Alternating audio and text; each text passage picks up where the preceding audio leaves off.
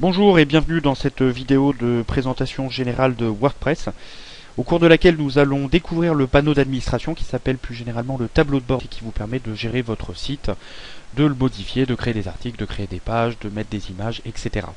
Donc dans un premier temps, il faut vous rendre sur votre site internet en tapant son adresse dans votre barre d'URL sur votre navigateur favori.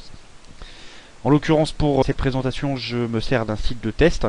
L'adresse de ce site, c'est localhost/site-test.fr. Vous, ça pourrait être le nom de votre site internet, .fr, .com, .org, etc. Alors, à l'adresse de notre site internet, il suffit simplement de rajouter wp-logging.php, de cliquer sur Enter ou Entrée pour arriver à cette interface de connexion qui ressemble très fortement à celle qu'on a l'habitude d'utiliser, avec une case pour mettre notre identifiant et une case pour mettre notre mot de passe.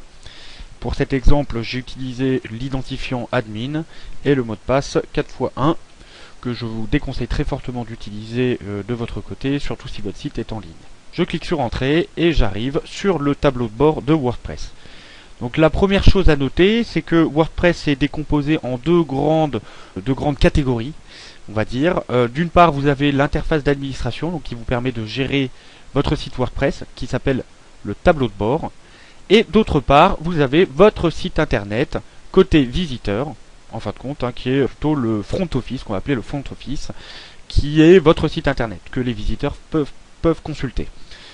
Donc le front office que les visiteurs consultent, qui est votre site internet, et le back office, le tableau de bord, qui vous permet de gérer ce site internet. Alors sur ce tableau de bord, vous allez vous apercevoir que sur la gauche, vous trouverez un ensemble de liens qui vous permettront d'accéder à l'ensemble des fonctionnalités de WordPress.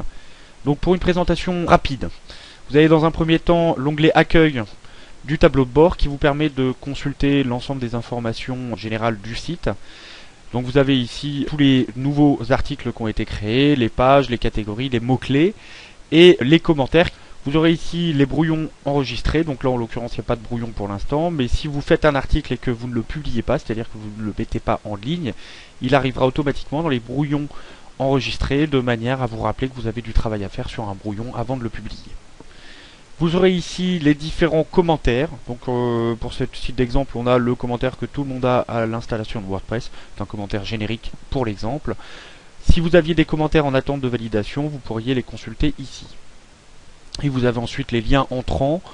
C'est pas très important pour l'exemple. Il faut savoir que votre tableau de bord, ou plutôt les pavés qui s'affichent sur la page d'accueil de votre tableau de bord, sont customisables. C'est-à-dire que vous pouvez décider d'afficher ou de supprimer des panneaux.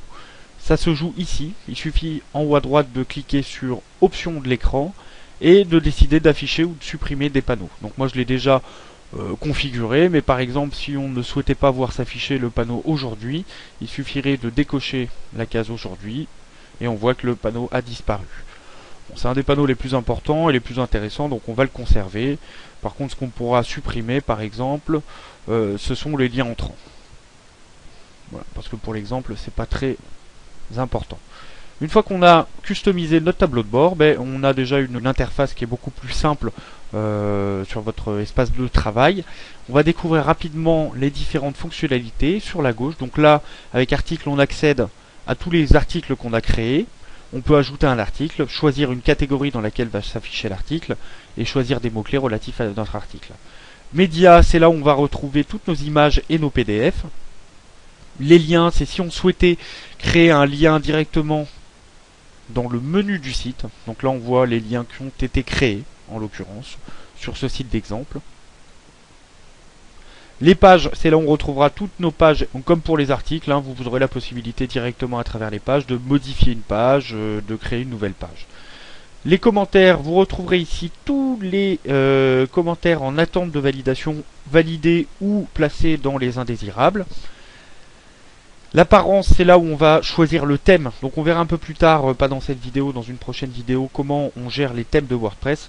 C'est très très important, les thèmes, c'est là où vous allez gérer toute la typographie de votre site, toute l'apparence esthétique de votre site. Les extensions, c'est là où vous allez pouvoir ajouter des modules complémentaires à votre site internet, de type la météo, mais aussi des modules de diaporama un peu plus évolués que ce que WordPress peut vous proposer.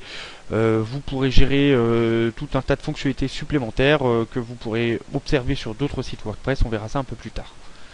Les utilisateurs vous permettent de créer des comptes utilisateurs de manière à donner l'accès à l'interface d'administration, au tableau de bord, à des collaborateurs par exemple, mais pour lesquels vous ne leur donnerez que l'accès à la modification des articles pour gérer les actualités. Ça permettra de limiter l'accès de l'interface d'administration de WordPress en fonction du niveau d'accréditation qu'auront les utilisateurs de WordPress. Outils. Alors, pour l'exemple, vous aurez accès à deux fonctionnalités mais qui sont très très intéressantes. Importer, exporter. Importer, on va commencer par exporter, vous permet de sauvegarder votre site. Vous exportez tout votre site, il est téléchargé automatiquement sur votre ordinateur en local. Et le jour où vous avez un moindre problème, vous pourrez décider d'importer vos sauvegardes de manière à vous retrouver votre site WordPress en bonne et due forme. Et dans la partie réglage, vous trouverez tout un tas d'informations qui vous permettront de régler votre site WordPress, notamment pour la partie générale, la partie écriture, c'est-à-dire comment vous allez présenter les différentes informations de votre site WordPress. La partie lecture, c'est comment elles vont être interprétées par les visiteurs. La partie discussion, c'est comment vous gérez l'ensemble des commentaires de votre site. La partie média, c'est de la manière dont vous voulez voir afficher de manière générale toutes les images de votre site internet. La partie vie privée, c'est juste pour dire au moteur de recherche d'indexer, c'est-à-dire d'enregistrer et de référencer ou non votre site WordPress. Et la partie permalien vous permettra de définir comment vous affichez la réécriture d'URL. On verra ça un peu plus tard. Voilà pour la première présentation générique de WordPress. À très bientôt.